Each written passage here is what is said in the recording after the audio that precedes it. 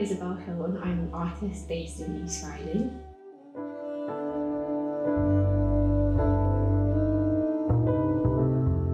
All of my work begins with sketching and drawing in my notebook. It's always been that way, and also it's sort of like hoarding in a way. I collect so many photos, writing things down, whether I've seen a colour combination or palette, good things for reference pictures. So I collate everything together and then explore it in my sketchbook. And then from there, I sometimes take those drawings out of the sketchbook and explore in smaller paintings and compositions, whether that's through collage or gouache. And then quite often, if I want to sort of envision it in the medium of oil, I scan everything in, digitize, and then explore the compositions of stitching all of these images and drawings together, which I then project afterwards, like my drawings onto canvas, and then I go from there with my painting. But I also work in ceramics as well, so it's really taking everything from my sketchbook as a beginning point and then branching out from there. After so many years of creating this sort of inner world and myriad of different works, you are essentially making your own sort of visual language. There's a lot of recurring symbols and types of characters that crop up. So yeah, it's subliminally making this sort of visual language of a world. Something I document a lot is shadows. Certain objects will pile up and then there'll be like a person cast on the wall. So I document that a lot, or colour combinations and things, and interesting buildings. I take a lot of pictures of little bugs and animals and things because I can dot them around. But then there are things that will crop up and I'm like, I never remember documenting that. Where's that come from? And it's really a mystery to me. It could be maybe a memory that I've not thought about in a while and it's come out in some capacity. Some imagery that crops up a lot in this collection of work in particular is there's a lot of cutlery, and some of my previous sketches and stuff, there were like mixing bowls, things like that, and it wasn't until afterwards I was like, there's a lot of that going on, and I couldn't quite connect what the reason was. And after unpacking it more, I realised it's very much to do with memories of like cooking things together with certain members of my family, friends, things like that. So yeah, it's conscious and unconscious, I would say. I've always really loved the word savour because yeah, it has connotations with food and eating, and it's synonymous with that. So that was a consideration with all of these sort of references to cutlery and things like that.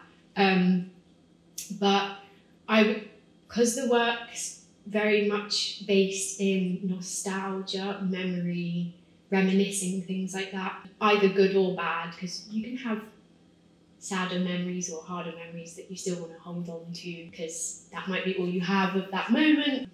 So I was trying to sort of create a summative phrase or word, or find something that really captured the combination of holding on to these moments and then also the imagery of the food-related items sort of went hand in hand with it.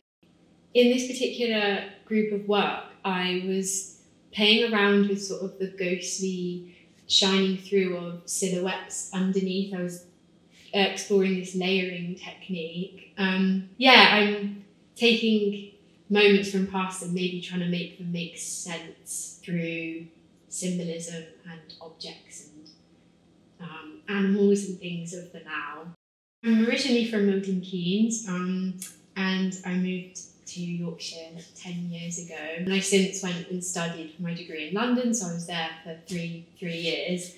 And now I'm based back here, and it's weird, I don't think I realised, I wasn't making a conscious effort to reflect on where I was, but I've really noticed through the years of making work that where I'm based, always it just infiltrates my work, whether or not I'm depicting something straight out the window that I can see.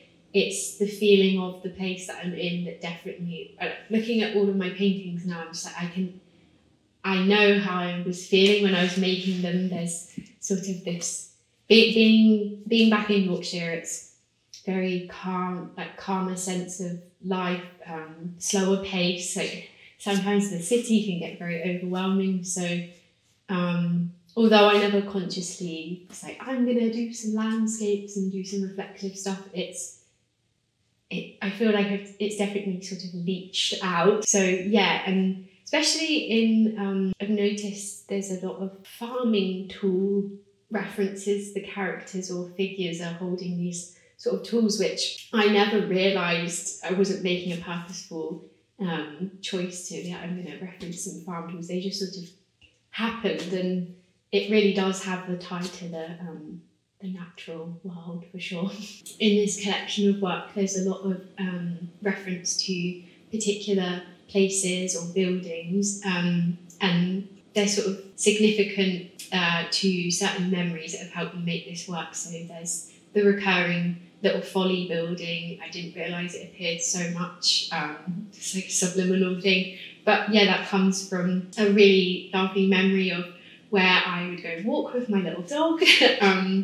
And it always looked sort of ethereal in the distance, and we would walk along this pathway covered with these trees, and there was just this beautiful field and this tiny little building in the distance, and it almost looks like a mini castle, and even references to Flamborough Lighthouse. One of my paintings has a lighthouse in. That's somewhere that's been when I've been going out for walks as well. So it's all of these pillaring places throughout that are significant in some way. I've always liked exploring the bringing together of sort of more pleasant things, but then there's like an underlying kind of unsettling tone, something uncomfortable. It's not too in your face, it's not aggressive or gory or anything like that, but there's this sort of looming, I want to try and capture and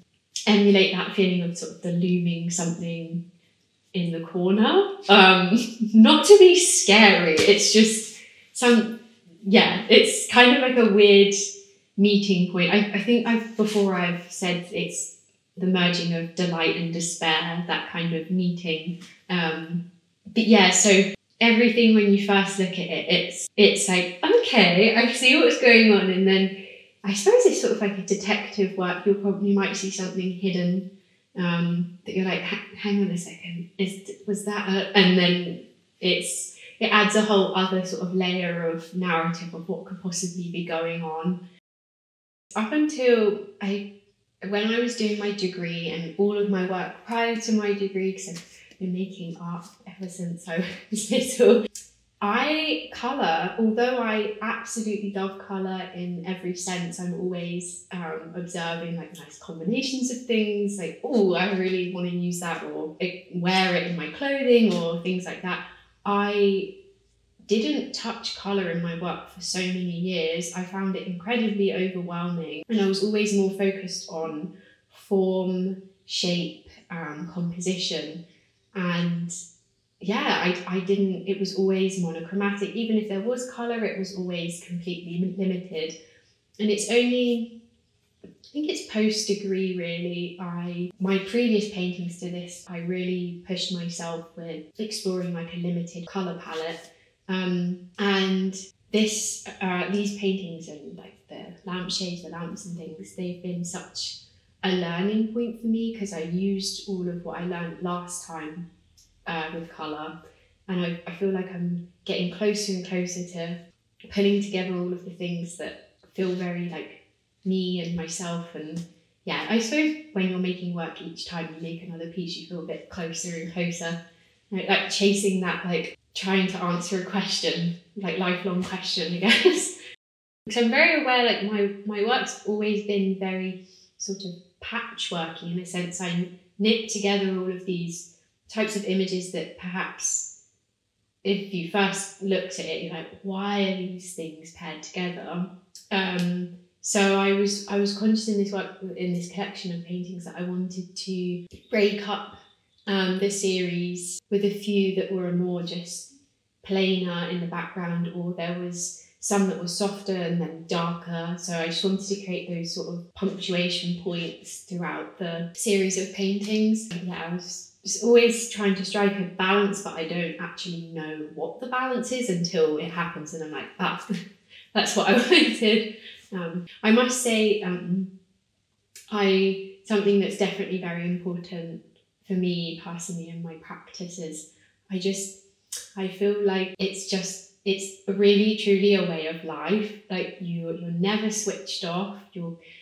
I always think of it in a way of that I'm always absorbing what's going on around.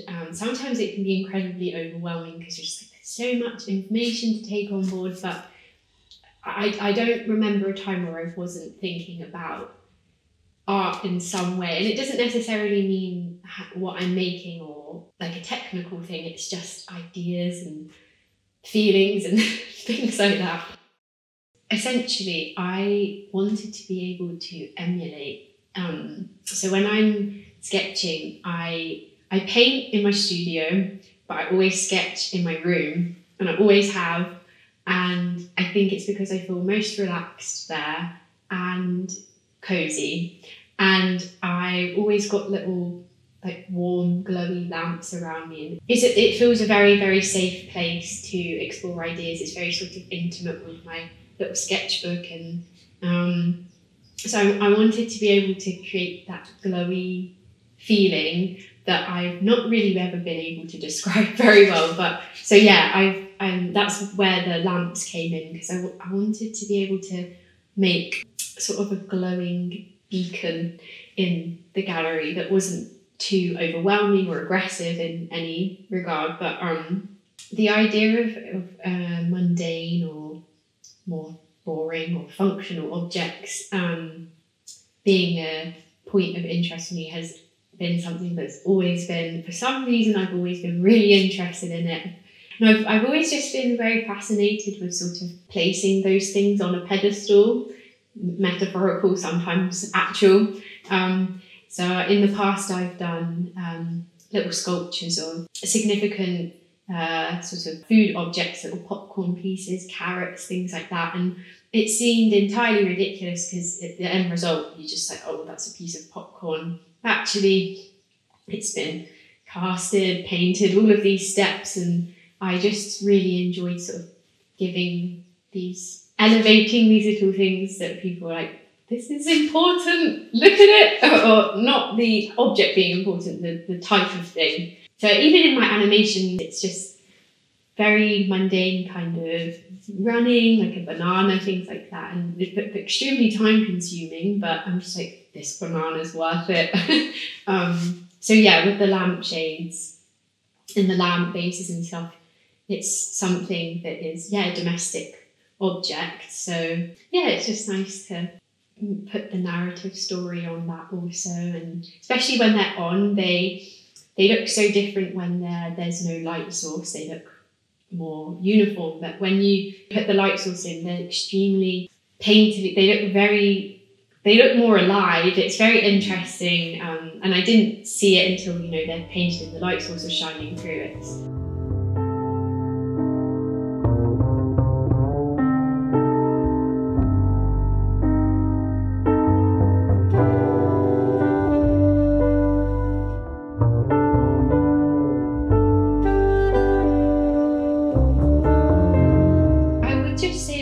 The poetry, it's not something I've always really enjoyed writing, but not in not in a publishing sense. It was just for my own, to work through sort of, sometimes images can't capture what I'm trying to say, and sometimes words can't.